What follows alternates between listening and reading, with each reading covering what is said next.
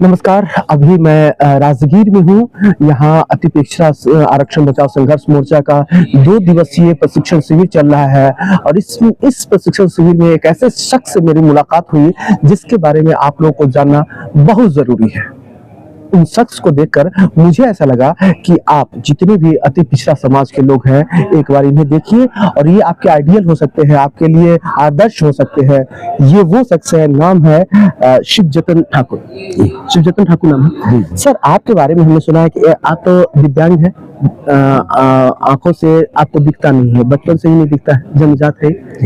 उसके बावजूद आपने बीपीएससी के सदस्य तक की सफर को शुरुआत कैसे हुई आपकी, कैसे पढ़ाई लिखाई आपने शुरुआत किया? ये तो बड़ी लंबी कहानी हो जाएगी, थोड़ा शॉर्ट में हमें बताइए क्योंकि दर्शक ना हम वो देखिए, हम बहुत बचपन में ब्लाइंड हो गए। तो मेरे पिताजी बिल्कुल अनपढ़ और गरीब थे। वो बहुत प्रयास करने लगे, परेशान हो गए कि मेरे बेटे की जिंदगी बर्बाद हो गई, अब भिखारी छोड़कर क्या बनेगा। बहुत परेशान रहने लगे। तो कोई धर्म की शिक्षा देने लगे, रामायण महाभारत गीता पढ़वाए। उनको लगा कि पढ़ने से भगवान खुश होकर उनका आँख ठीक कर देंगे। फिर डॉक्टर से दिखवाने लगे। तो एक डॉक्टर थे जिन्होंने उनको बताया कि आँख इनका ठीक नहीं हो सकता है। तो मेरे पिताजी उनके चरणों में लिपट गए। उनके दिमाग में ये था कि रोने धोने से डॉक्टर खुश होकर के अपने अंतिम विद्या से आंख की रोशनी वापस कर देंगे। डॉक्टर ने कहा, देखो आंख तो कभी ठीक नहीं होगी, लेकिन एक काम कर सकते हैं कि इनको जाकर के ब्लाइंड स्कूल में एडमिशन करवा दो। उसका हम मैनेजिंग कमेटी का मेंबर हैं, हम चिट्ठी लिख देते हैं। मेरे पिताजी सुनकर और रोने लगे। उनको ये समझ में नहीं ये कैसा अटपटा है, जब आंख ही नहीं है तो पढ़ेगा कैसे। उनको लगा कि हमारे डॉक्टर साहब शायद हमको दिलासा दिलाने के लिए कह रहे हैं, क्योंकि उस समय ये घटना 1962 की है। तब शिक्षा का प्रचार प्रसार आम पब्लिक में भी नहीं हुआ था और अति पिछड़ा की तो बात ही करना बेकार है। तो खैर वहां गए, स्कूल में जाकर देखा, पटना कदम कॉलेज में एक नेत्रहीन विद्यालय है, वहां पर बहुत सारे बच्चों को देखा तो पिताजी को आश्चर्य लगा। वो गौर से देखने लगे कि सचमुच बच्चे ब्लाइंड हैं। जब उनको लगा कि हाँ ब्लाइंड हैं, तो गौर से आधा घंटा तक सबको घूम घूम कर देखते रहे। उसमें एक बच्चा भी कोई उदास या मन मलिन नहीं था। तो मेरा पिताजी के मन में थोड़ा भरोसा हुआ कि शायद सचमुच पढ़ेगा। एडमिशन हुआ, पढ़ने लगे, हमारी प्रतिभा निखरने लगी।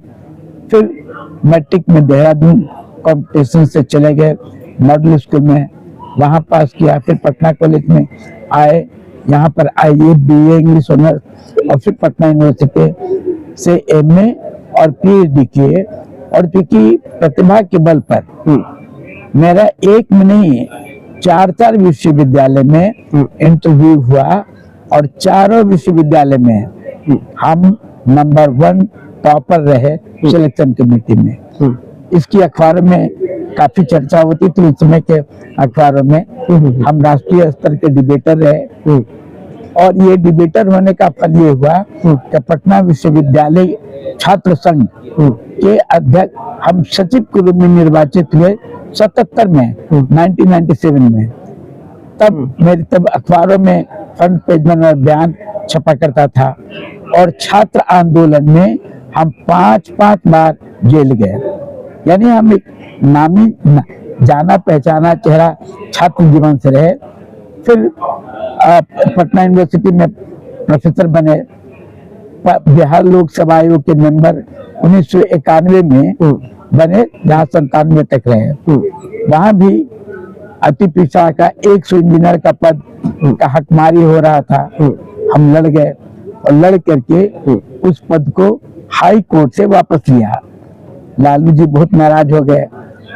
तब हम पर मुकदमा करवा दिए कि ब्लाइंड है इसलिए आयोग का मेंबर होना गलत है, इसकी गोपनीयता भंग होती है। पटना हाई कोर्ट में बिहार सरकार हार गई, 500 रुपये जुर्माना हुआ। बिहार सरकार सुप्रीम कोर्ट चली गई। वहां पर उन्होंने कपिल सिब्बल और हरीश साल्वे जैसा एडवोकेट की मेरे खिलाफ रखा और हम अपनी मुकदमा खुद बहस करते रहे। अच्छा। और फलतः मुकदमा जीते नहीं, बिहार सरकार पर पूरे 15,000 रुपया को जुर्माना हुआ और लालू जी की छाती पर बैठकर हमने वो जुर्माना वसूला। तो ये सब लोग जानते हैं, अगर आप गूगल सर्च में जाएं, जी जी जी, केवल उसमें एक वर्ड लिखे शिव जतन ठाकुर, उस पर मेरे नाम पर आपको दो सारी जानकारी मिल जाएगी। तो शिव जतन ठाकुर उस समय ब्लाइंड से अपना जिंदगी की शुरुआत की, उनको कैसे कैसे करके सरकारी नौकरी तक पहुंचे। अब मैं ये पूछना चाहता हूं कि क्या उस समय का परिदृश्य ऐसा था कि आपके दिल में चोट लगी और आपको ऐसा समझ में आया कि अति पिछड़ा को कहीं ना कहीं से हकमारी हो रही है, जिसके कारण आज आप इस शिविर में आए? नहीं, हम शुरू से समाज के प्रति सजग रहे हैं। वह ये भी घटना आपने ठीक पूछ दिया, क्योंकि मेरी प्रतिभा और संघर्ष की कहानी लोगों को जुबान पर चढ़ने लगी। तब सवर्ण नहीं चाहते थे कि कोई आदमी आगे बढ़े, क्योंकि वर्चस्व उनके वर्चस्व पर खतरा था। तो पटना विश्वविद्यालय के उस समय कुलपति थे राम अवतार शुक्ला साहब, उनको इन लोगों के दिमाग में खटका कहीं पटना विश्वविद्यालय का ये प्रोफेसर बना तो एक नई ध्रुवीकरण शुरू होगी, इसलिए उन्होंने मेरा नाम गुंडा एक्ट में डाल करके पटना यूनिवर्सिटी से एक्सपेल्ड करवा दिया। और वो भी गवर्नर के हस्ताक्षर से वो सूची जारी हुई। 48 लोग को गुंडा सूची में नाम था, 24वें नंबर पर मेरा नाम रखा गया था। उस समय कर्पूरी ठाकुर मुख्यमंत्री से जस्ट हटे थे।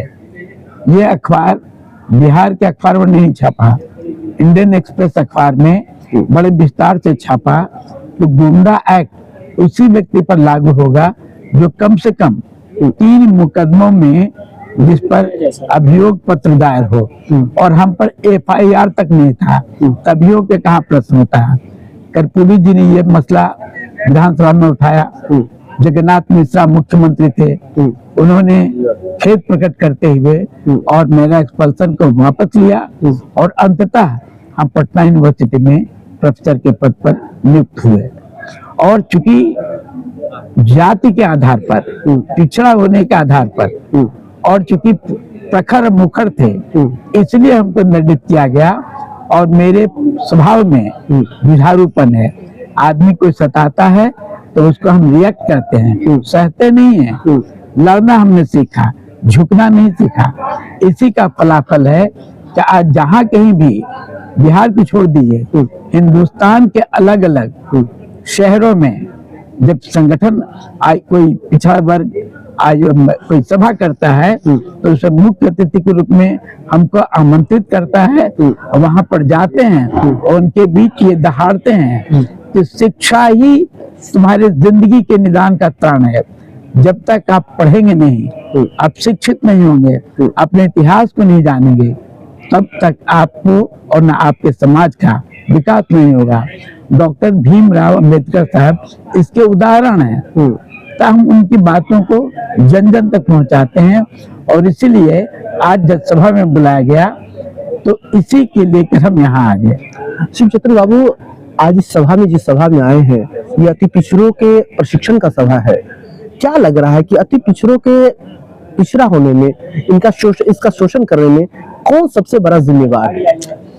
देखिए, ऐतिहासिक पृष्ठभूमि में आकलन कीजिए। एक अति पिछड़ा तो बाद में बना, ये मनुस्मृति में एक श्लोक है, ब्रह्मा के मुख से ब्राह्मण, भुजा से क्षत्रिय, पेट से वैश्य और पैर से शूद्रों की उत्पत्ति हुई है। शूद्र से मतलब है इन 3 जातियों को छोड़कर, ब्राह्मण, क्षत्रिय, वैश्य को छोड़कर सभी लोग शूद्र हैं। चाहे वह कुर्मी हो, कोयरी हो, यादव हो, बड़ही, बनिया, कोई भी हो, सभी भारतीय संस्कृति के हिसाब से ये सभी के सभी शूद्र हैं, और इनको सदियों से दबाया गया। पहली बार हिंदुस्तान में 1850 में महात्मा ज्योतिबा फुले ने इन लोगों को शिक्षा पर जोर दिया। उनका कहना था कि ब्राह्मणवाद और अंधविश्वास इन्हीं के कारण ये समाज में पिछड़े हैं। और पिछड़ा अति पिछड़ा का कॉन्सेप्ट, जो कि अति पिछड़ी जातियां पेशेगत जातियां हैं, यानी उनको जीविकोपार्जन का एकमात्र साधन है रोजी रोटी कमाना, यानी पेशा करके। अगर नाई है तो हजामत दाढ़ी बाल। समझ गया, आप कहना चाह रहे हैं कि मनुवादी लोग हैं वो मुख्य दोषी हैं अति पिछड़ा को। मुख्य नहीं, अकेले वही दोषी हैं जिन्होंने पिछड़ों को, जिसने पिछड़ों को बनाया। और चूंकि पिछड़ों में ये केवल पेशेगत जातियां हैं जिनका भोजन जीवन केवल पेशेगत कार्य से चलता है, और इसमें इतनी कम कमाई होती है जी, ये और पिछड़ गया। ये जिसमें जी अब वक्त आ गया है, लोग जागरूक हो रहे हैं, ऐसे में क्या करना चाहिए? अति पिछड़ों को किस तरह का काम करना चाहिए ताकि वो आगे तेजी से और बढ़िया ढंग से बढ़ सके? पिछड़ा अति पिछड़ा दोनों, केवल अति पिछड़ा नहीं।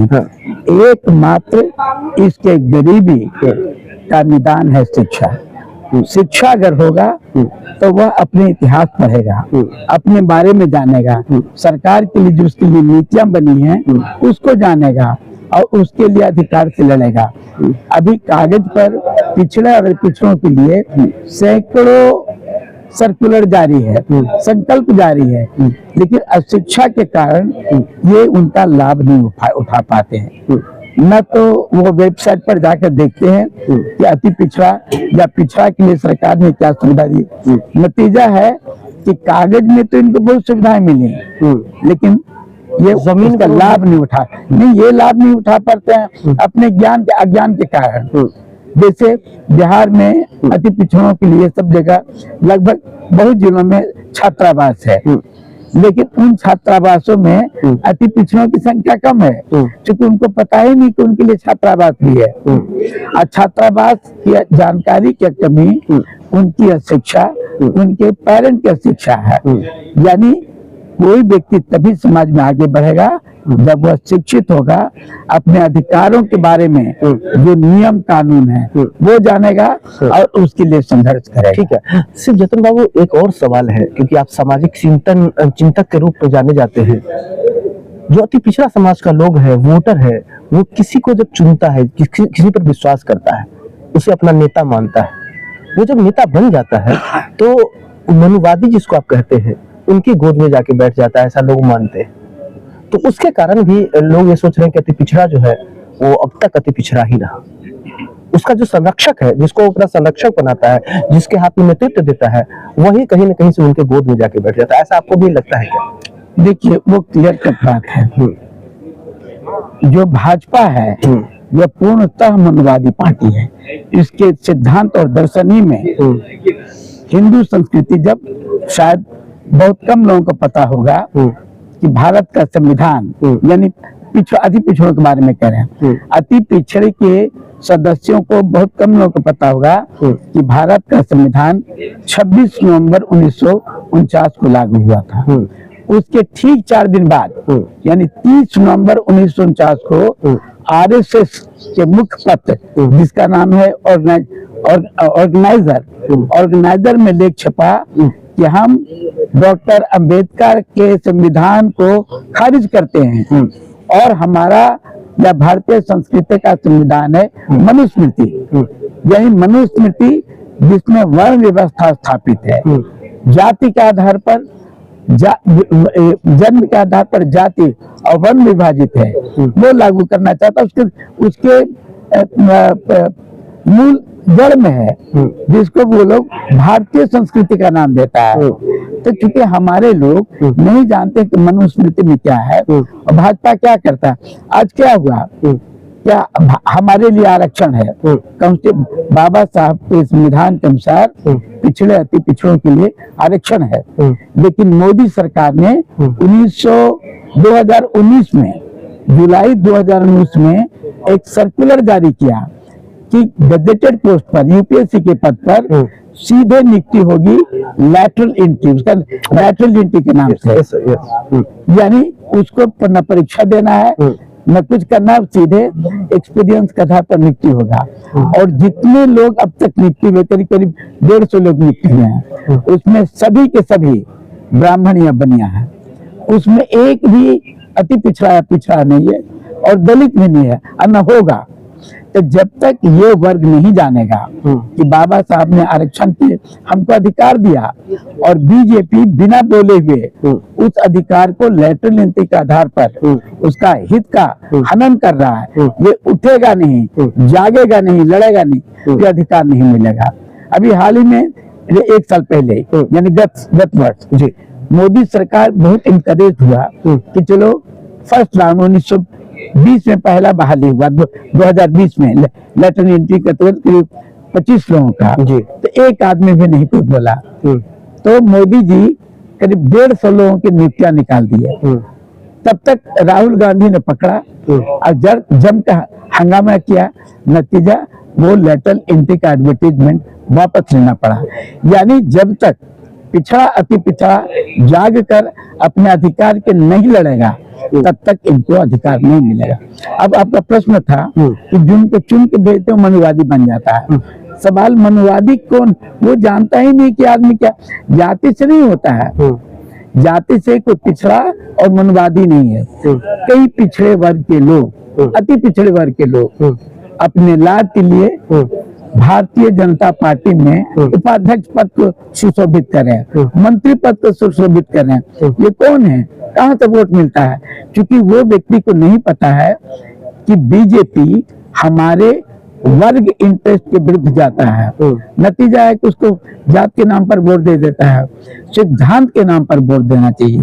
तो आज का जो एक कार्यक्रम है प्रशिक्षण शिविर, जिसमें आप लोग ज्ञान देंगे और उसके बाद ऐसा लग रहा है कि अति पिछड़ों का कुछ उद्धार होने वाला है, क्या आप इस प्रशिक्षण शिविर को लेकर क्या कहना चाहेंगे? देखिए, प्रशिक्षण शिविर में कितना असर पड़ेगा ये तो हमको नहीं पता है, लेकिन पिछड़ों और अति पिछड़ों का ध्यान तभी होगा जब वो शिक्षित होगा, संगठित होगा और आंदोलित होगा। इसके सिवाय उसका उद्धार नहीं होगा। जब तक पढ़ेगा नहीं तब तक बढ़ेगा नहीं। बिल्कुल, शिक्षा बहुत जरूरी है, बहुत जरूरी। शिक्षा और संगठन और आंदोलन, ये तीनों मूल तत्व है। चलिए, अभी जो यहाँ अति पिछड़ा समाज के लोग आज इस प्रशिक्षण में आए हैं या हमारे YouTube पर जो लोग देख रहे हैं अति पिछड़ा समाज के लोग, उनको लास्ट में कोई कुछ आप संदेश देना चाह रहे हो? सभी लोगों को मेरा यही आग्रह है कि पहली बात वो पढ़ाई पर ध्यान दें और केवल किताबी ज्ञान नहीं, वे समझे, अखबारों में पत्रिकाओं को पढ़ के जाने कि उनका हकमारी कौन कर रहा है। जैसे अंधविश्वास, महाकुंभ में अधिक से अधिक भाग लेने वाला सब पिछड़ा और अति पिछड़े के लोग हैं। वो नहीं जानते हैं कि जो महाकुंभ का मेला था, ये अंधविश्वास को बढ़ाने के लिए भाजपा द्वारा सुनियोजित व्यवस्था थी, ताकि उसमें ये गरीब लोग कर्ज लेकर जाएं, नहाएं और वहां के दूषित जल में पानी पिए और बीमार पड़ के जो भी धन दौलत तो और खत्म हो जाए, ताकि न पढ़ेगा, न जागेगा और न अपना अधिकार के लड़ेगा। तो ये थे शिव जतन ठाकुर, जो बिहार में चूंकि ये आंखों से अंधे हैं, लेकिन इन्होंने अपना जगह बनाया है, अपनी मजबूती से सरकार से लड़ाई लड़ी है और अपने आप को साबित किया है कि शिक्षा के बल पर हम कुछ भी कर सकते हैं। और आज भी यही संदेश देते हैं कि पढ़ो ताकि आगे बढ़ोगे, और अति पिछड़ा के लिए ये खासकर लड़ाई लड़ते हैं। अभी बस इतना ही, नमस्कार।